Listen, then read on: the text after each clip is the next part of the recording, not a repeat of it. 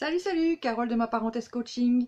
Aujourd'hui, je viens vous présenter 3 astuces pour gérer au mieux les temps d'attente au restaurant. Alors, elles sont valables aussi pour la salle d'attente du médecin, par exemple, ou tout autre moment où, en tout cas, vous devez gérer un temps d'attente avec votre enfant. Et le temps d'attente est parfois long pour vous, mais il paraît encore plus long pour l'enfant. Donc, dans le cadre du resto, une des premières choses à penser, c'est que votre enfant a peut-être faim. Et comme il est plus petit, il a du mal à l'exprimer. Ça c'est entre guillemets un petit truc de base, c'est vraiment veiller à ses besoins physiologiques.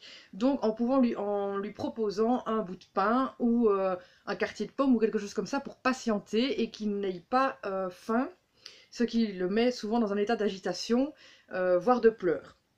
Maintenant, je vais passer vraiment aux 3 astuces que j'ai au niveau des petits jeux, des petits moments plus ludiques pour éviter voilà, que l'enfant soit entre guillemets turbulent, enfin qu'il se comporte comme un enfant finalement.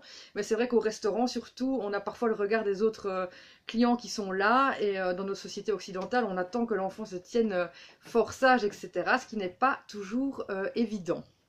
Parce qu'un enfant est un enfant et qu'il a besoin de jouer tout simplement et de bouger.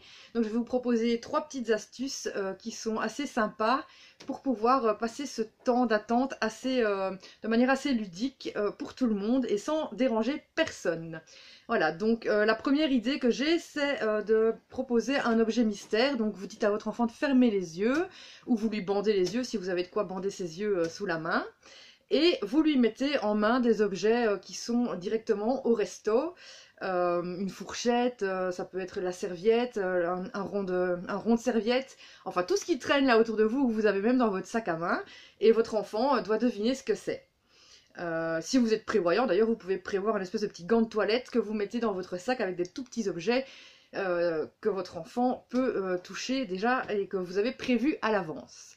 La deuxième astuce, et ça me démange parce que je les ai au bout des doigts, ce sont les marionnettes à doigts. Alors ça, c'est vraiment le basique. C'est plus simple que ça. Tu meurs. Quand on a les petites marionnettes à doigts, on est tranquille. Vraiment, c'est un mini-jeu qu'on a facilement à mettre dans notre sac à main. On peut l'avoir en tout temps, ne jamais le sortir de là. Voilà, comme ça, on l'a toujours sous la main.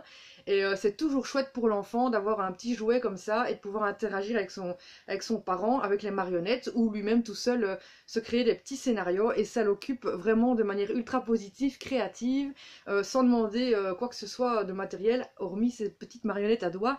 Elles ont un succès fou et moi mes enfants ont 7 ans et 9 ans et je les utilise encore régulièrement parce que voilà, on aime vraiment bien ça dans la famille.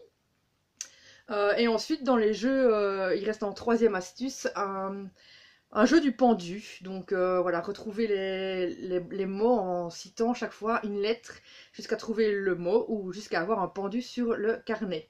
Donc ça c'est pour les enfants un peu plus grands, mais je vous conseille vraiment d'avoir en tout cas toujours un carnet sur vous avec des bics de couleur ou des feutres, comme ça même pour les plus petits, vous pouvez toujours lancer une activité coloriage, dessin, où vous dessinez un animal et l'enfant doit essayer de deviner avant que vous ayez terminé votre dessin, il doit deviner ce que c'est par exemple, et pour les tout petits, et bien tout simplement gribouiller leur fera plaisir aussi. Voilà pour les 3 astuces pour le resto, pour la salle d'attente du médecin et tout autre moment de transition comme ça qui peuvent parfois paraître un peu longs pour vous comme pour eux. Je vous souhaite beaucoup de plaisir et surtout n'oubliez pas les petites marionnettes. On se retrouve bientôt. Vous pouvez télécharger ici en dessous directement le petit book que j'ai préparé avec 5 astuces supplémentaires qui vous aideront à améliorer votre quotidien de parent. Et je vous dis à très vite et je vous souhaite une excellente journée. Bye bye!